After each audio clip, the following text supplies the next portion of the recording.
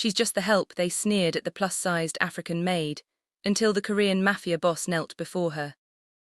She had been humiliated in front of 100 people. What none of them saw was the man in the corner who had watched every second. The ballroom of the Four Seasons Hotel Seoul glittered like a shattered chandelier, every surface reflecting light, every guest reflecting wealth. Crystal, marble, the faint scent of peonies arranged at obscene cost, and in the center of it all, standing in a circle of silk and judgment, was Adiz Okonkwo. She was not supposed to be seen. She was supposed to be invisible, the help, the staff, the background. Her uniform was the standard issue for the Four Seasons housekeeping team, a charcoal grey dress, sensible shoes, a white apron that had been pristine at 6 a.m. and was now smudged with the evidence of 12 hours of labor. Her natural hair was pulled back in a tight bun, the way the hotel required, though her scalp ached from the tension.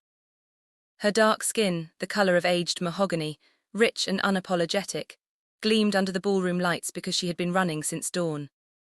She was not thin. She was not the woman these people expected to look at.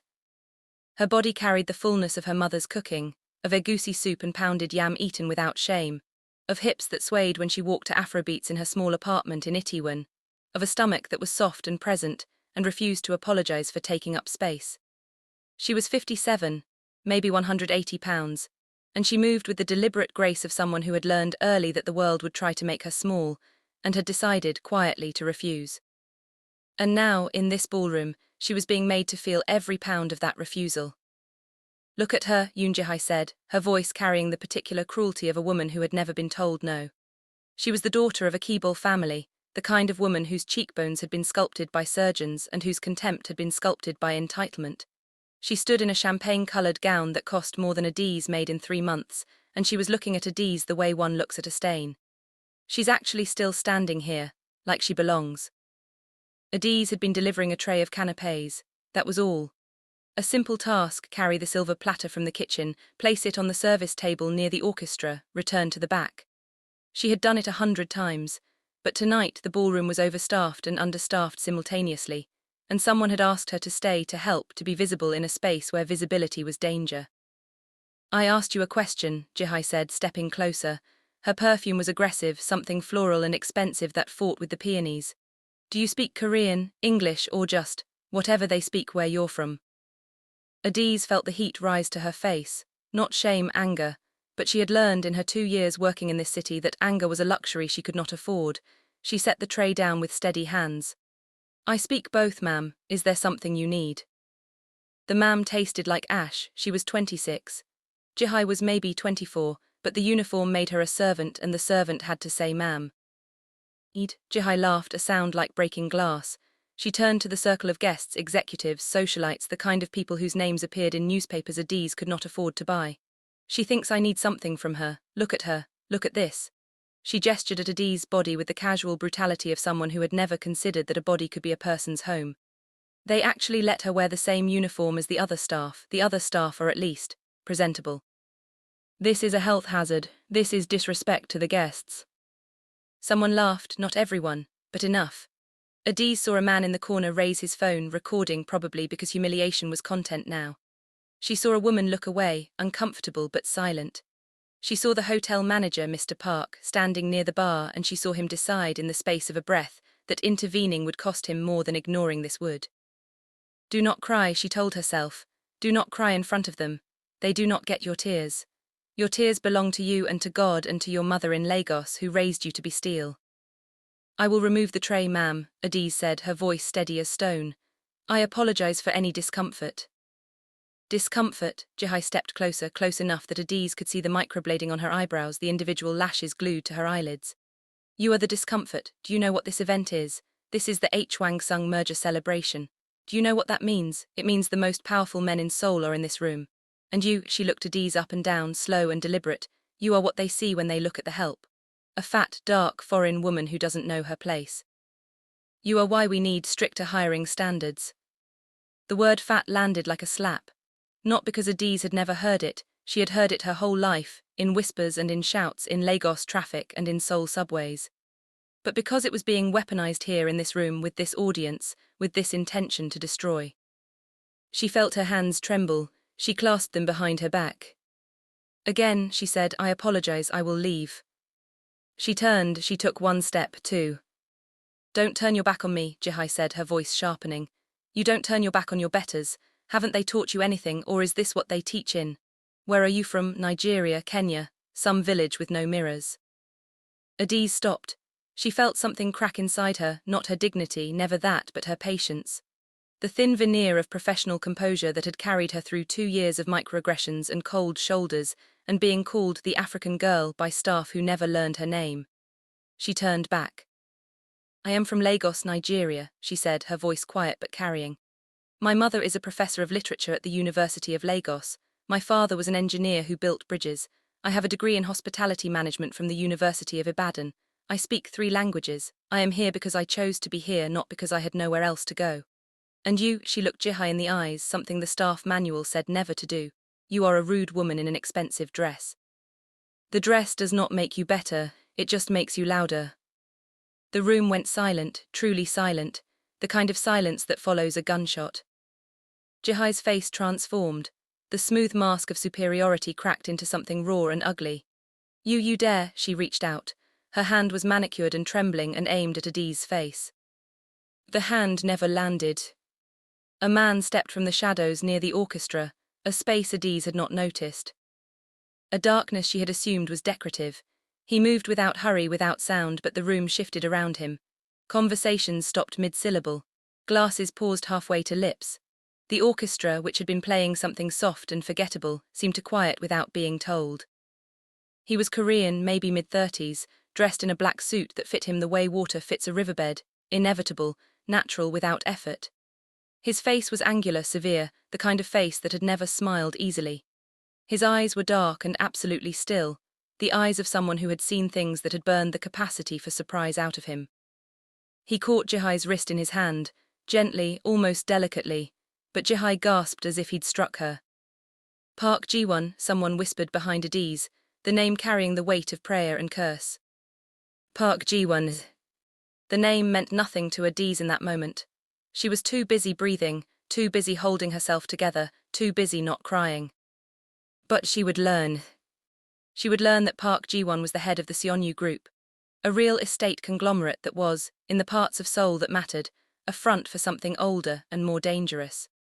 She would learn that his family had controlled the northern districts of the city for 3 generations, that his name was spoken in whispers in boardrooms and in fear in back alleys, that he had not attended a public event in 4 years until tonight.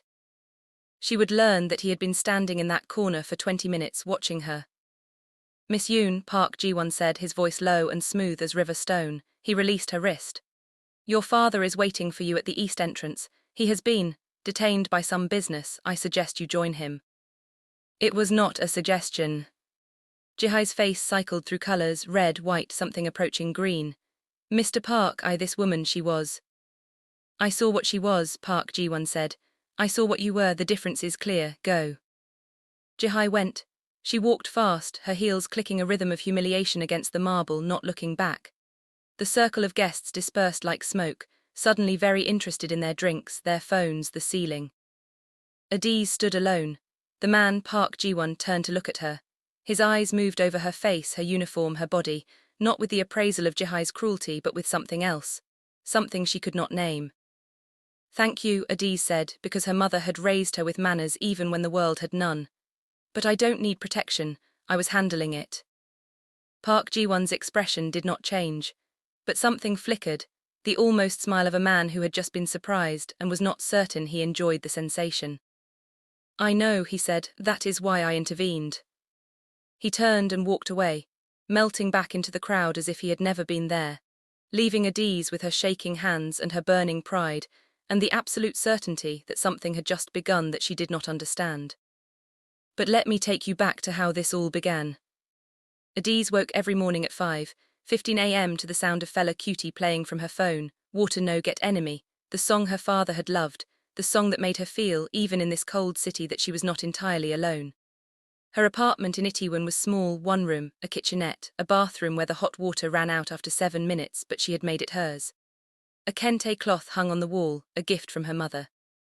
A photograph of her parents stood on the windowsill, their faces young and hopeful.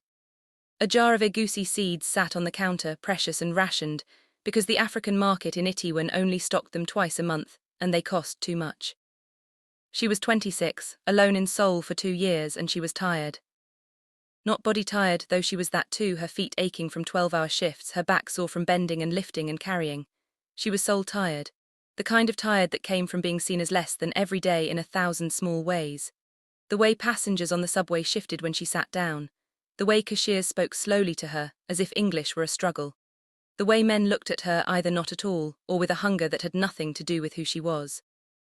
She was plus-sized in a city that worshipped thinness. She was dark-skinned in a city that worshipped pale. She was foreign in a city that tolerated foreigners only when they were useful or entertaining. And she was proud, too proud, her mother sometimes said, though she said it with love, in a city that demanded humility from people who looked like her. But she was also warm. She laughed loud and often, a sound like drums, and she did not apologize for the volume. She braided her hair on Sunday evenings while watching Nollywood movies on her laptop, her fingers moving in patterns her grandmother had taught her. She prayed every morning, Baba God, guide my steps today, in Igbo, the language of her father's people, because prayer in your mother's tongue reached God faster, her mother said.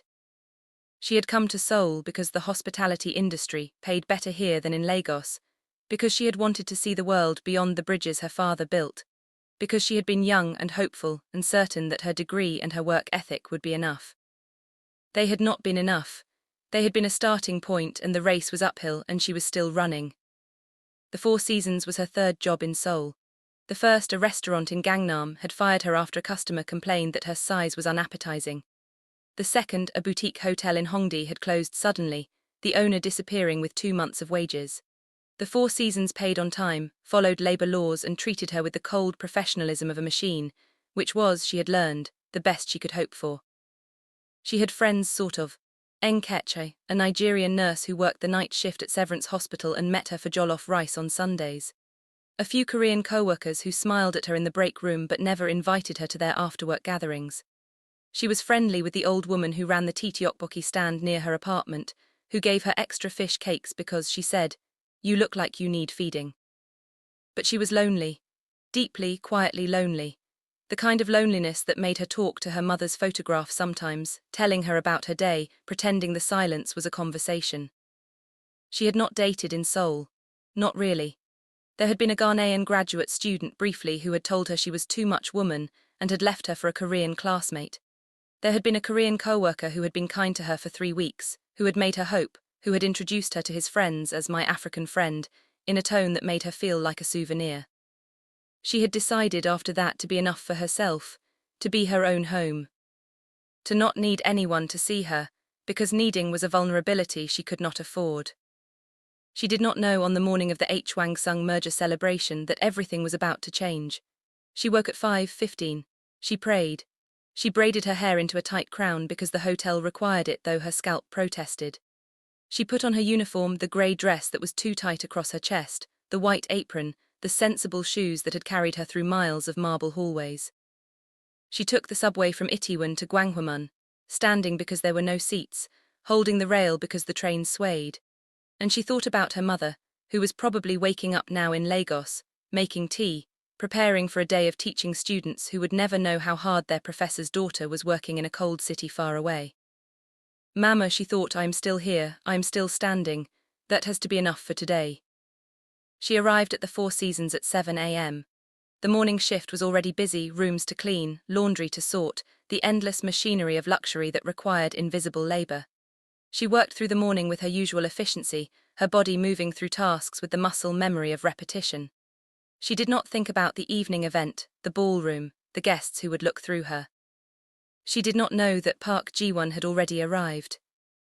He had checked into the presidential suite at 3 a.m., his arrival unannounced, his presence known only to the general manager, who had been woken from sleep and had arrived trembling. He had not explained himself. He never did. He had simply requested, demanded a corner of the ballroom where he would not be seen, where he could observe without being observed. He had been watching the hotel for 3 weeks. Not the hotel itself, but something connected to it. A thread he was following, a debt he was collecting, a ghost he was hunting. The Hwangsung merger was a cover for something older, something that had killed a man in Busan 6 months ago, something that led eventually to a name he had been whispered in his childhood. He had not expected to see Adiz. But when he did, when she carried that tray into the ballroom, her body moving with the grace of someone who had learned to be invisible while remaining entirely herself, he had felt something he had not felt in years. Curiosity. And then, when Jihai spoke, when the cruelty unfolded, when Adiz stood her ground with a dignity that made the marble seem cheap, he had felt something else. Recognition. The recognition of someone who had also learned to be steel. The evening had begun like any other event. Adiz had been assigned to the kitchen-to-ballroom service, carrying trays, replenishing stations, being present without being seen. She had done this 100 times. She knew how to move through a room of wealthy people without leaving a trace, how to anticipate needs without being asked, how to become part of the furniture. But tonight was different. Tonight the ballroom was fuller than usual, the guests more intoxicated, the energy more aggressive. The H. Wang-sung merger was worth billions, and the people celebrating it were the kind who measured their worth in zeros. Adiz could feel it in the air, the hunger, the competition, the casual brutality of people who had never been told no. She had just delivered a tray of shrimp canapés to the service table near the orchestra when she heard her name, or rather, not her name, but the description that had become her name in this place. The African girl, the big one, she's carrying the seafood. She did not turn, she set the tray down with steady hands. She's actually quite dark, isn't she? Another voice, male, amused. Do you think it's natural or some kind of condition? Oh, it's natural, Jihai's voice approaching. They all look like that, it's the sun or the diet or just genetics. A laugh, light and sharp. Can you imagine waking up every morning and seeing that in the mirror? Adiz felt her spine straighten. She felt the heat in her face, the familiar burn of being made into a specimen, a curiosity, a joke. She turned, intending to leave to find the kitchen to breathe. And walked directly into Jihai's circle. Oh, Jihai said, her eyes widening with theatrical surprise. Speak of the devil, or should I say the help? She looked at Adiz with the satisfaction of a cat who had cornered a bird. We were just talking about you. Well, about your people. Do you have an opinion? Should we ask her opinion? The circle laughed, not everyone, but enough. Adiz saw the man with the phone recording. She saw the woman looking away. She saw Mr. Park at the bar deciding. I should return to the kitchen, Adiz said, her voice steady. Should you? Jihai stepped closer, blocking her path. Or should you explain why the Four Seasons thinks it's appropriate to have staff who look like this, serving food to people who actually matter? I mean, look at her. She turned to the circle, gesturing at Adiz's body with the casual cruelty of a child pulling wings off insects. The uniform is stretched, the arms are, what is the word, bulky. And the face, she leaned close enough that Adiz could smell the champagne on her breath. The face is not what we pay for when we come to the Four Seasons. We pay for beauty, for refinement, for people who understand that luxury is visual. She is an eyesore, she is a disruption, she is. That's enough, Adiz said, the words escaping before she could catch them. The circle went silent. Jihai's eyebrows rose, genuine surprise followed by genuine delight. Oh, she speaks, and she thinks she has the right to tell me what's enough. She leaned closer, her voice dropping to a whisper that carried. Let me tell you what is enough. You are enough, enough to make me lose my appetite, enough to make me question this hotel's standards.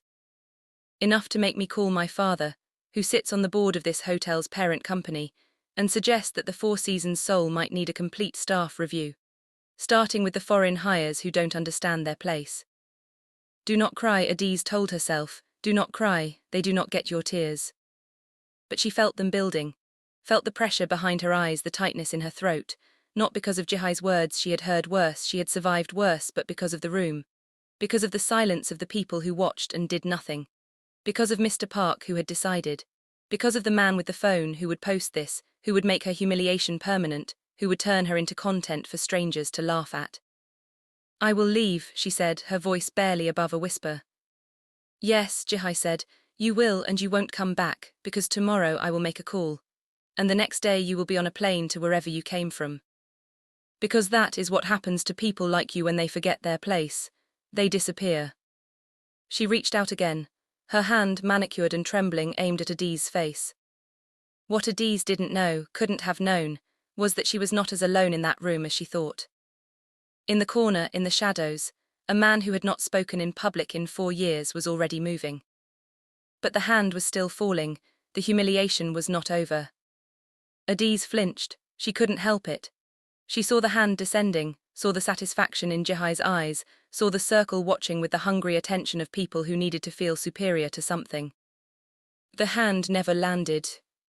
Because Park Ji-won was there. He moved like water through stone, inevitable, silent, without hurry. He caught Jihai's wrist in his hand, the same way he had in the opening, but this time the room was watching, this time there was no escape into shadow. "Miss Yoon," he said, his voice carrying across the silence, "I believe I asked you to join your father." Jihai's face cycled through colors again, red, white, green. "Mr. Park, this woman was..." Was what? Park Ji-won released her wrist. He did not step back, he did not raise his voice. But the room seemed to contract around him, the air becoming thin. Was working, was standing, was existing in a space you believe belongs only to you. He turned to look at Adiz. His eyes moved over her face, her uniform, her body.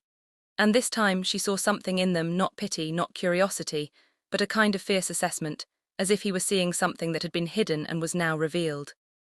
"She is more than you will ever be," he said quietly to Jihai, but loud enough for the room. "And you have spent your life being less than you could be. The difference is not in the dress, it is in the spine." He turned back to Adiz. "Your name." It was not a question. It was a demand, but a gentle one, the demand of someone who was accustomed to being answered. "Adiz," she said, because her pride was wounded but her manners were intact. "Adiz Okonkwo." "Adiz," he repeated, the Igbo syllables strange but not wrong in his mouth. "Go to the kitchen, collect your things, you no longer work here." Her heart stopped. "I what?" "You no longer work here," he repeated. "Not because you are fired, because I am offering you different employment. Come to the address on this card tomorrow at 9 a.m. He pressed a card into her hand, black heavy, with only an address in Gangnam and a phone number. "If you do not come, I will understand. If you do, I will explain." He turned and walked away, leaving Adiz with a card in her hand, a room full of staring people, and the absolute certainty that her life had just changed in a direction she could not predict. She did not go to the kitchen. She walked out of the ballroom, through the service corridors, past the laundry room and the storage closets, and out into the Seoul night. The air was cold, October cold, and she breathed it in like medicine. She looked at the card. Gangnam, a district she could not afford to visit, let alone work in. She did not cry, not yet. She walked to the subway, rode the train with her forehead against the window, and arrived at her apartment at midnight.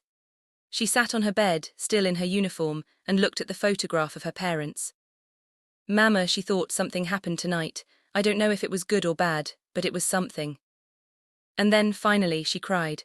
Not because of Jihai, not because of the humiliation, but because for the first time in 2 years, someone had looked at her and seen something other than what the world had decided she was. She did not know if that someone was dangerous. She suspected he was. But she went to sleep with the card under her pillow, and she dreamed of a man with dark eyes who moved like water and spoke her name like it meant something.